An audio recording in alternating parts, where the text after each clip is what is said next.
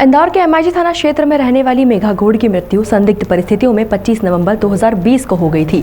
परिजनों ने आरोप लगाया है कि उसकी हत्या की गई है। आज मेघा के परिजन फरार आरोपी की गिरफ्तारी की मांग को लेकर पुलिस के पास पहुंचे। इंदौर के एमआईजी थाना क्षेत्र के नादिया नगर में रहने वाली मेघा गौड़ का विवाह 26 जनवरी 2019 को सूरज गौड़ के साथ हुआ था। मेघा के परिजनों की माने तो शादी के बाद से ही मेघा को दहेज के लिए प्रताड़ित करना शुरू कर दिया था। लगातार पैसों की मांग की जा रही थी और समय समय पर मेघा के परिजनों ने सामर्थ्य अनुसार पैसा भी दिया, लेकिन ससुराल पक्ष वालों की मांग 10 लाख तक हो गई। परिजनों ने आरोप लगाया है कि 25 नवंबर 2020 को मेघा की हत्या कर दी गई और उसके ससुराल वाले उसे निजी अस्पताल में छोड़कर भाग गए। इस पूरे मामले में एमआईजी पुलिस ने सास लक्ष्मीबाई, ननंद कुसुम, पति सूरज, मौसी सास गीताबाई और मामा ससुर बाल मुकुंद के खिलाफ मामला दर्ज किया था, जिसमें 4 आरोपी गिरफ्तार हो चुके हैं, लेकिन मामा ससुर जो कि आबकारी विभाग में पदस्थ है वो अब भी फरार है। सर वो मेरे घर पे आते थे और पैसे की डिमांड करते थे, तो मैंने गुड़िया को बोला भी था, मैंने कहा बेटा मैं अभी लॉकडाउन की वजह से परेशान है, पर तो कुछ धंधा पानी चालू हो जाएगा तो मैं कुछ व्यवस्था कर दूँगा तेरी।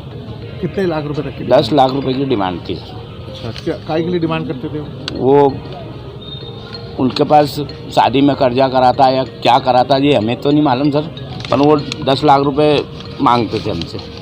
ये सूरज भी मांगता था। इसमें मुख्य षड्यंत्रकारी कौन था? बाल मुकुंद गौड़। ये क्या करता है? सर ये इसके कहने पे ही ये लोग हमारे वहाँ आते थे। हाँ। तो बाल मुकुंद करता क्या? आबकारी विभाग में हेड साहब है वो। हाँ।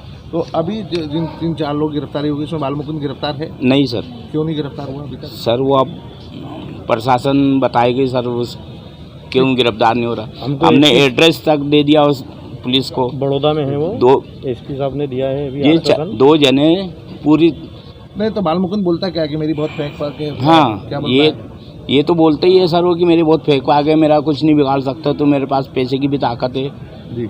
और मेरे को खुद को बोलता है कि तुम मेरे से पैसा ले लो और मेरा नाम हटवा दो। अब आपने आज यहाँ जन सुनवाई में आप आए हैं, क्या शिकायत दर्ज कराई आपने? सर वही उसके बाल मुकुंद के खिलाफ बोला हमने कि वो उसकी गिरफ्तारी करो जल्दी से जल्दी, नहीं तो ये ऐसी धमकियाँ हमारे को मिलती रहेंगी। और क्या बोला पुलिस अधिकारियों ने आपको? क्या पुलिस अधिकारी बोले हैं कि भाई हम कार्रवाई कर रहे हैं, हमने उसके बैंक अकाउंट सीज कर रहे हैं, संपत्ति कुर्की करने का बोल रहे हैं। सरिता जी ये बताइए क्या मामला था, कब आपकी बेटी की हत्या की गई थी? पहले तो ये बताएं आपकी शादी कब हुई थी उसकी? 26 जनवरी 18 को। अच्छा, क्या शादी के बाद क्या होता था? शादी के बाद से दूसरे दिन से उसको प्रताड़ित करा था सर। वो बोले दहेज में ये रखिया है वो रखिया है, मतलब पूरा दहेज नहीं मिल पाया इसको। हार नहीं लेकर आई, चूड़ी नहीं पहन कर आई, ये सब बहनों के काम में ले लेंगे, छोटी बहनों के, ऐसा उसको मतलब बहुत ज़्यादा ही प्रताड़ित करते थे। और फिर धीरे धीरे मतलब उसका हमारे से बातचीत करना भी बंद करवा दिया, उसका मोबाइल वगैरह सब छीन लिया।